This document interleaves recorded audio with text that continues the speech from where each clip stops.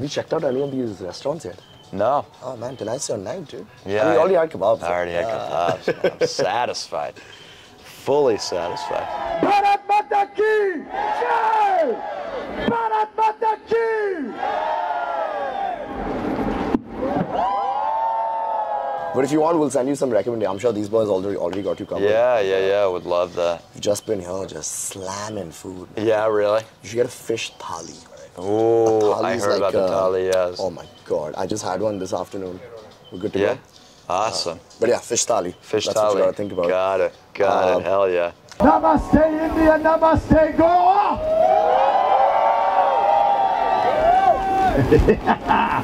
Man, ladies and gentlemen, we are here with the one and only Marc Rebillet. It's a pleasure to have you here, my man. Pleasure is mine, dude. Thank you so much. Thank you for having me. Bharat Mata ki, Bharat Mata ki, Bharat Mata ki, Bharat Mata ki, Bharat Mata ki, Bharat Mata ki, Bharat Mata ki, Bharat Mata ki, Bharat Mata ki, Bharat Mata ki, Bharat Mata ki,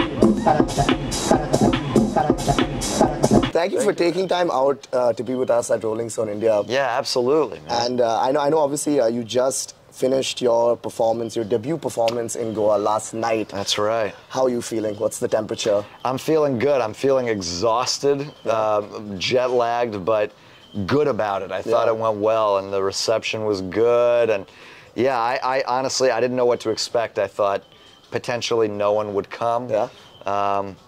But I'm glad we had a pretty good crowd. Yeah. And they were high energy, gave me exactly what I was looking for. Yeah, I don't know. I just had fun. Absolutely. I had fun. It was just a fun show.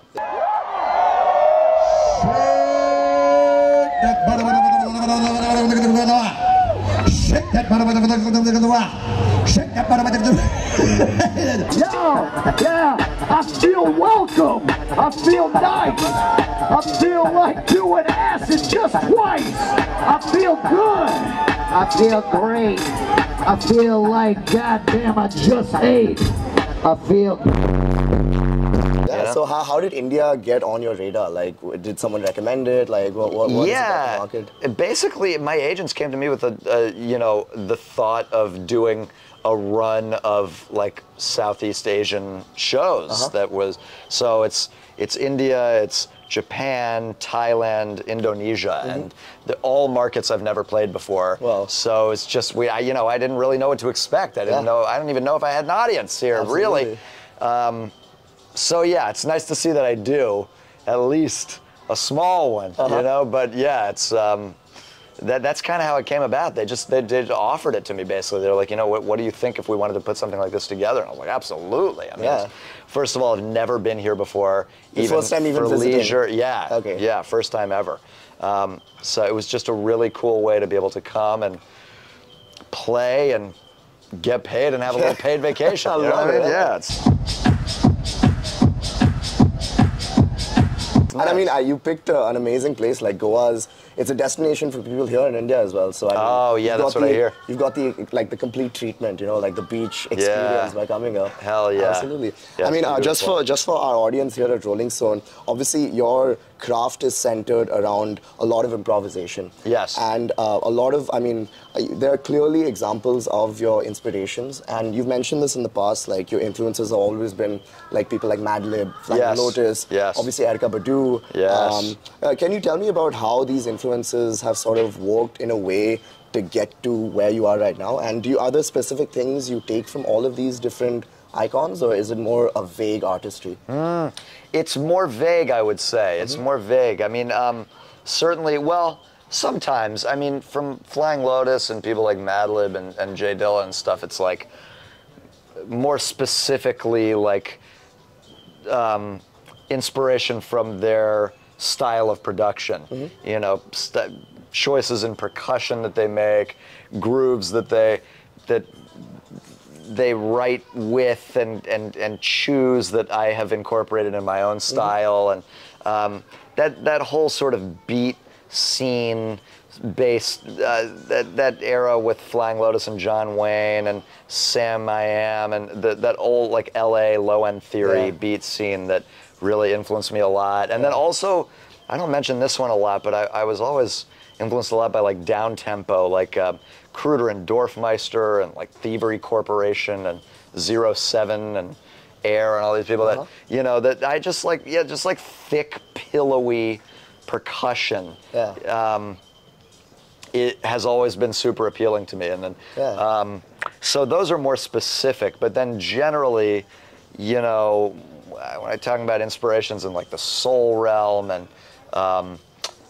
it's more just general sense of artistry and, you know, delivery and attitude and style. That's more those, you know, Nina Simone and Sly Stone and all these people that, you know, just have like a grit and a delivery that's like unique to them. Yeah. That's inspirational too. Absolutely. You know? And obviously you recently put out a video, obviously with collaborations with Erykah Badu, one of your biggest idols and a legend in her own right, as well as Reggie Watts, who I really want to come back to super quick. But as far as collaborations are concerned, do you find yourself thriving more in a group, or do you thrive more by yourself? Like, for example, I know a lot of people, like, especially in this entire specific loop setup that you have, a lot of it is just your own sort of take on what you think makes the most sense in the moment. Yes. Do you think it differs when another person comes into the mix? Oh, big time. I mean, it's one of the reasons I really enjoy bringing other people into the mix, because it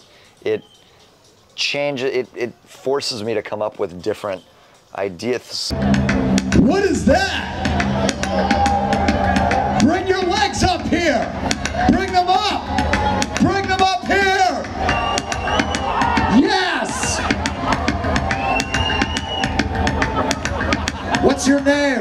Isabel. Isabel. Isabel, are these your legs? It's my legs from Germany. German legs.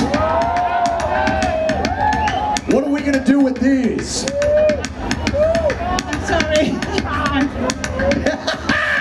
You know, people introducing sounds and instincts that I would never be able to come up with on my own. So I'm more and more attracted to that, because I feel like I'm at this point where I'm hitting a wall creatively, inspirationally, improvisationally with what I'm able to come up with on my own. You know, I'm finding myself falling back on familiar habits and things, and I don't like that. You know, it's the idea is really that it should be new and different every time.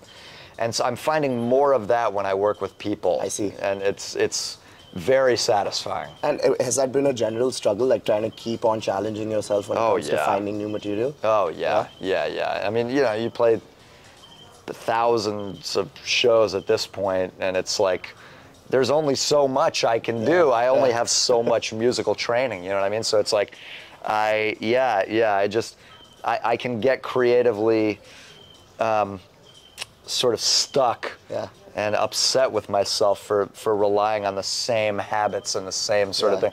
So yeah, it helps a lot to play with different people who allow me to approach, you know, they force me to think about it differently, which is really healthy. Good for the craft, And so Derek Bailey, he defined improvising as the search for material which is endlessly transformable.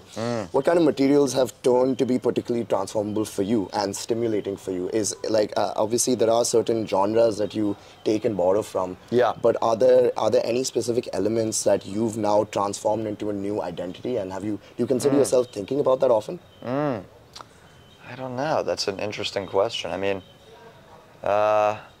I think perhaps there's I think I'm just borrowing from a lot of different sources. You know, I mean, Reggie Watts is a big one. The way that he marches on stage and you really don't know what you're going to get. I think I've taken that element from him and put my own kind of spin on it, you know, and I'm proud of whatever, my own version of that. But yeah, I don't know if I'm doing anything that's like 100% original. I think it's all, you know, it's like you say, it's elements from here, elements from there that are, I guess that's what anyone does now, right? I mean, that's what, you know, no one can be completely and entirely original. We're always a product of our inspirations. And so, yeah, but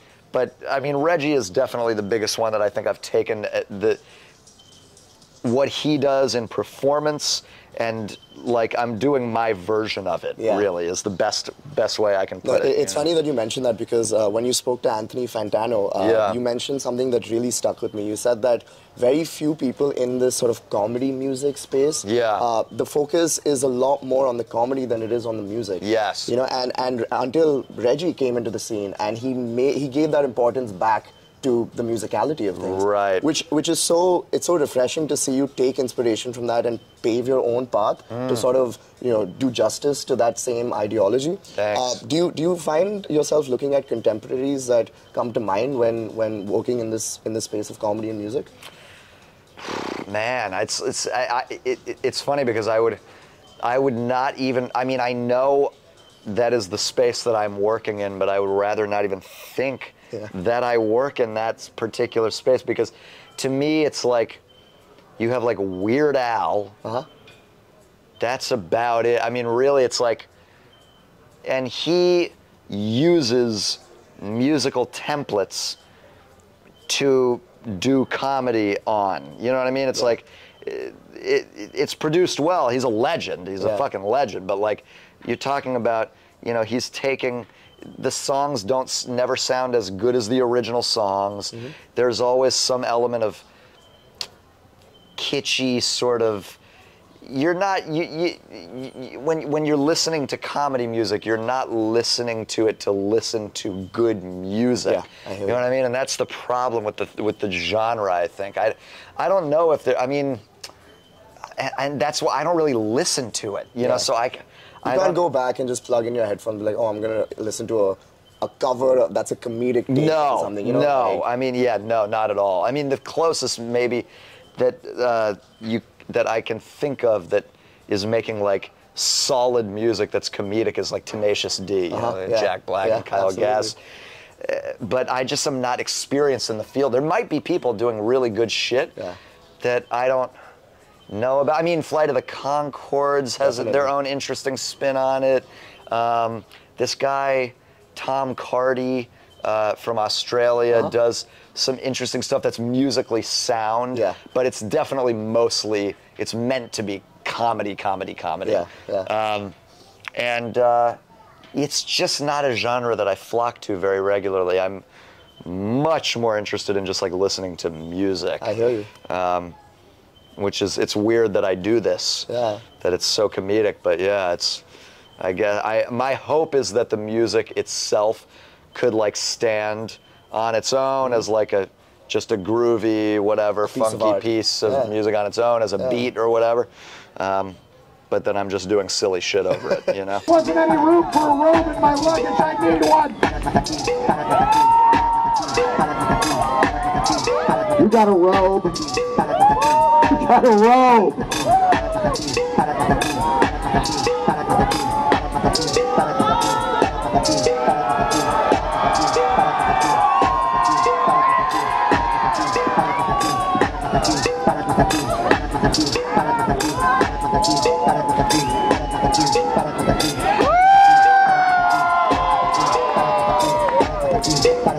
Thank you.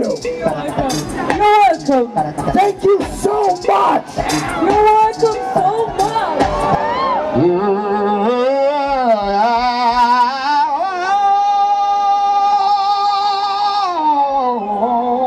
Shake it. Shake it. Yeah, shake this.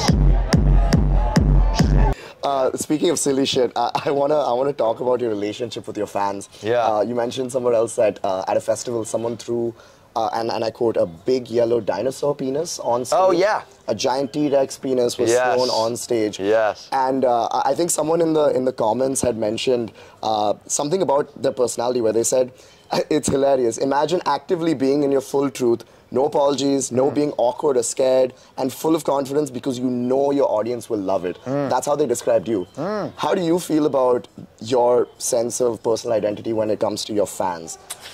That's a very interesting question. I mean, I think it depends on the fans. I mean, there's definitely a subset of my fans that are extremely invested, you know, and like super loyal. I mean, they don't miss anything. It's like anything that happens in my life that's remotely published or even tagged on Instagram, anything, they will bring to the attention of. There's a Facebook group that's particularly invested called AKA. It's like Marc Rebillet, AKA Loop Daddy, but it just ended up taking off. And there's like 45,000 members in there, and it's very active. They're constantly posting any updates at all that have to do with my life. And I think that it's nice. I mean, it's cool to know that people enjoy the stuff enough to be that invested in my life.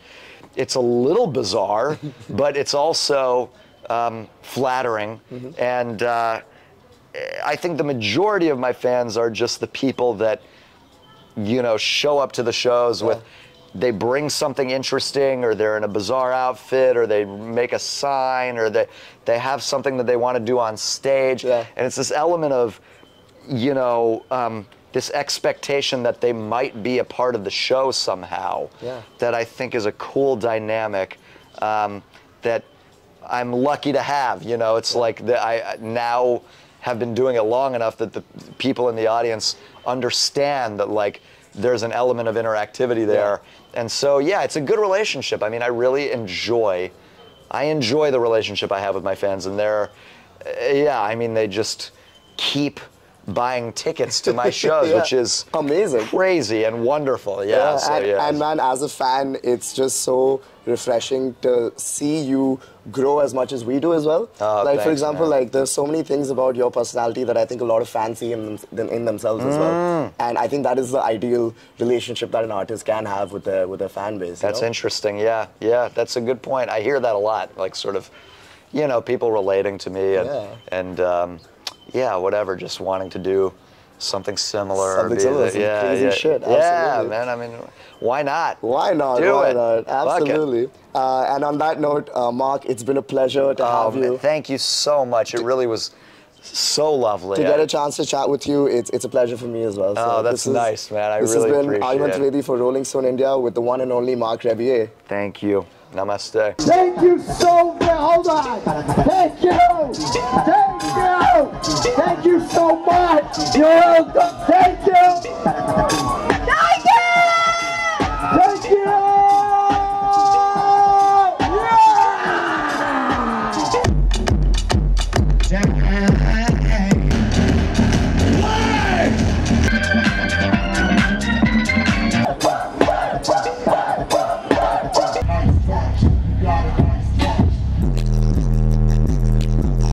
India, Marc Rebillet, Rolling Stone India. You saw it here first, nowhere else. You'll never see it again until the next time that you see it, which will probably be soon.